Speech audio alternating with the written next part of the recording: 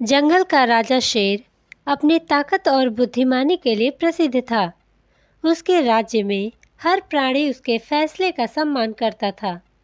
शेर की पत्नी शेरनी भी बेहद खूबसूरत और चालाक थी। वह शेर की साथी थी, परंतु उसके मन में कुछ ऐसा था जो जंगल के बाकी जानवर नहीं जानते थे। जंगल का जीवन शांति और सहयोग से चलता था। शेर और शेरनी अपनी गुफा में रहते थे और शेर हमेशा अपने राज्य के हितों का ध्यान रखता था। शेरनी बाहर से तो एक आदर्श रानी दिखती थी, परंतु उसके मन में लालच और धोखे की प्रवृत्ति धीरे धीरे बढ़ने लगी। शेरनी को यह पसंद नहीं था कि शेर हमेशा जंगल के बाकी जानवरों के साथ न्याय करता था और उनका ख्याल रखता था। उसे लगता था कि शेर की इस उदारता से उनका राज्य कमजोर हो सकता है। वह चाहती थी कि शेर जंगल पर सख्त शासन करे और सभी जानवर उससे डरें। शेरनी ने शेर को फंसाने के और अपना स्वार्थ सिद्ध करने के लिए एक योजना बनाई। उसने सोचा कि अगर शेर को बदनाम कर दे तो वह खुद जंगल का शासन कर सकेगी, लेकिन यह काम आसान नहीं था। शेर शक्तिशाली और समझदार था। शेरनी ने एक दिन शेर से कहा, राजा जी, क्या आपने महसूस किया है कि जंगल के कुछ जानवर आपके खिलाफ षड्यंत्र रच रहे हैं? वे आपको कमजोर मानते हैं। शेर ने इसे गंभीरता से लिया और पूछा, ऐसा क्यों कह रही हो? हमारे जंगल में सभी जानवर मुझे सम्मान देते हैं और मुझे बेहद पसंद करते हैं। शेरनी ने चालाकी से कहा, यह सच है, लेकिन कुछ जानवर आपके निर्णय से खुश नहीं हैं। अगर आप चाहें तो मैं उनकी असली मंशा जानने के लिए कोशिश कर सकती हूँ। शेर ने उसकी बात मान ली और शेरनी को जंगल में घूमने और जानवरों के बीच सच्चाई जानने की अनुमति दे दी। शेरनी ने जंगल के जानवरों से मिलना शुरू किया। वह बड़ी मीठी बातों से उनका विश्वास जीतती और उनकी सारी बातें सुनती, लेकिन उनकी चालाकी यहीं खत्म नहीं हुई।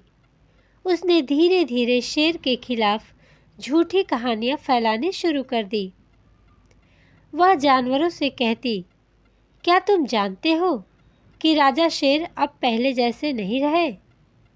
उन्होंने अपने फायदे के लिए कई बार जंगल के हितों की अनदेखी की है।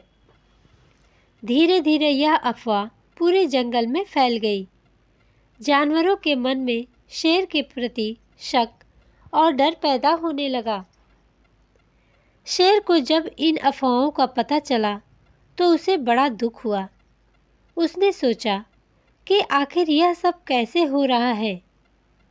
वह अपने राज्य और जानवरों का सच्चा हितैषी था, फिर भी सभी उससे दूर क्यों जा रहे थे। उसने शेरनी से कहा, मुझे ऐसा लगता है कि मेरे खिलाफ साजिश रची जा रही है।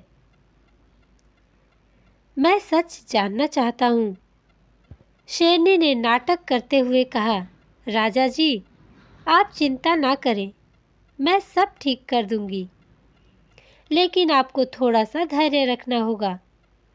शेर ने उसकी बात मान ली, लेकिन उसका दिल बेचैन था। एक दिन जंगल का सबसे बुजुर्ग लोमड़ी शेर के पास आया। उसने कहा, राजा जी, मैं आपको एक बात बताने आया हूँ। जंगल में आपके खिलाफ जो अफवाहें फैल रही हैं, वह आपकी रानी के कारण है। शेर चौंक गया। उसने लोमड़ी से पूछा, क्या तुम यह बात सच कह रहे हो? तुम्हारे पास कोई सबूत है? लोमड़ ने कहा, हाँ, मैंने अपनी आंखों से देखा है।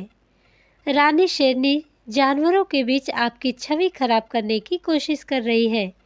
आप खुद अपनी आंखों से सच्चाई देख सकते हैं। शेर ने एक योजना बनाई। उसने शेरनी का पीछा किया और उसे जानवरों से झूठी बातें करते हुए पकड़ लिया। उसने सुना कि शेरनी कह रही थी, अगर हम शेर को राजा के पद से हटा दें तो मैं तुम्हारी रानी बन जाऊंगी और तुम्हारे सभी काम आसान हो जाएंगे। शेर यह सुनकर गुस्से से भर गया। उसने जंगल के सभी जानवरों को बुलाया और उनके सामने शेरनी की सच्चाई उजागर कर दी। शेर ने सभी जानवरों से कहा, जो कोई भी जंगल के सामंजस्य को बिगाड़ेगा उसे दंड अवश्य मिलेगा। शेरनी ने जो किया उसके लिए उसे इस राज्य से बाहर कर दिया गया।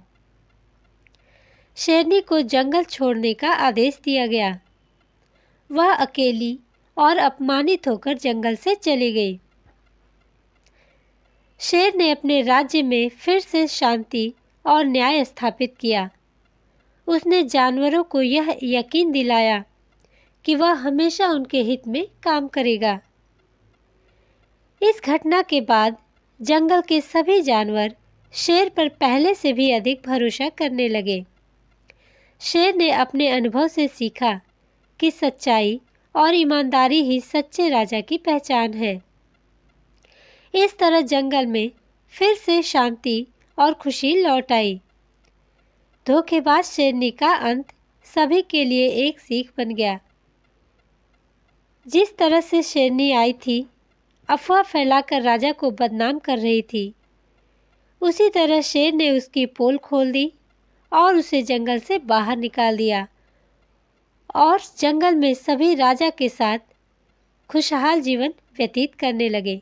तो दोस्तों, कहानी अच्छी लगे तो कमेंट करके ज़रूर